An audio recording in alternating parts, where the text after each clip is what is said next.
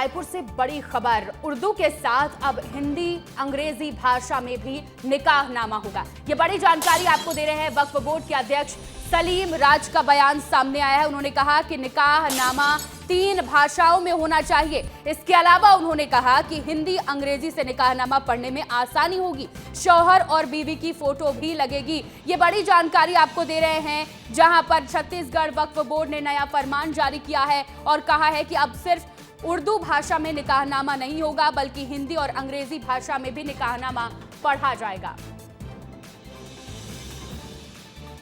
छत्तीसगढ़ राज्य वक्फ बोर्ड ने एक संगठन होने के कारण छत्तीसगढ़ के समस्त मौलाना उलमा की बैठक करके चर्चा किया गया कि जो निकाहनामा है, निकाहनामा वर्तमान उर्दू में रहता है, उसको 3 भाषा में होना चाहिए। क्योंकि हमारा आज मैरिज सर्टिफिकेट कंपलसरी हो गया, उसके बाद आपको पासपोर्ट कंपलसरी हो गया, उसके कारण तकलीफ आती थी।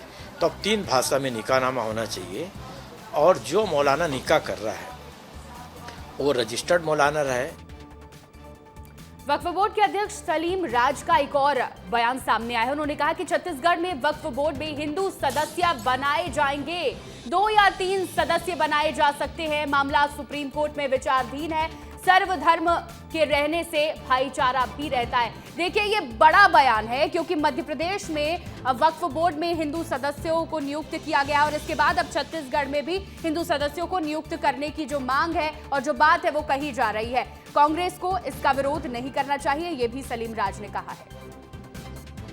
वक्फ बोर्ड एक धार्मिक बोर्ड नहीं है, ये सोचना चाहिए। एक वक्फ बोर्ड एक प्रशासकीय इकाई है। प्रशासकीय इकाई में कोई भी धर्म का आ सकता है, कोई आपत्ति नहीं होना चाहिए। अधिकतर वह प्रॉपर्टी हिंदू धर्म के लोग भी दान करते हैं। जो प्रॉपर्टी रहती है उसमें कब्जा हो जाता है। तो सर्वधर्म के रहने से एक भाईचारा रहता है कि उनको लगता है कि जो भी जांच होगी निष्पक्ष जांच होगी। इसलिए कांग्रेस को इसका विरोध नहीं करना चाहिए, इसको एक सामाजिक समरसता और भाईचारा के रूप में देखना चाहिए। हमारे साथ हमारे सहयोगी रोहित मिश्रा जुड़ गए हैं। रोहित, सबसे पहले तो इस फैसले को कैसे देख रहे हैं और इसके बाद जो बड़ी बात कही गई है सलीम राज द्वारा कि हिंदू सदस्य की नियुक्ति की जानी चाहिए, इसे कैसे देखते हैं?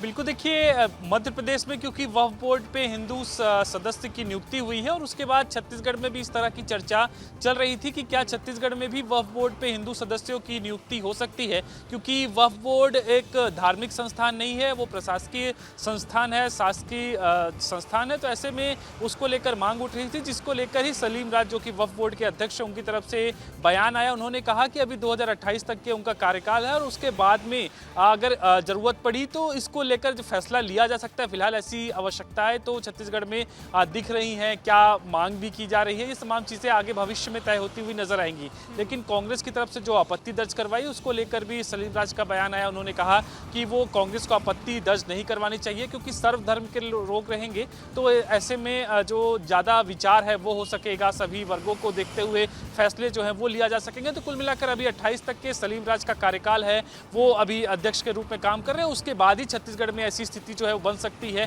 कि नए सदस्य के रूप में हिंदू व्यक्ति को जो है वो आमंत्रित किया जा सकता है। बिल्कुल रोहित, देखना होगा कि अब इस पर कब तक फैसला लिया जाता है। बहुत शुक्रिया जुड़ने के लिए।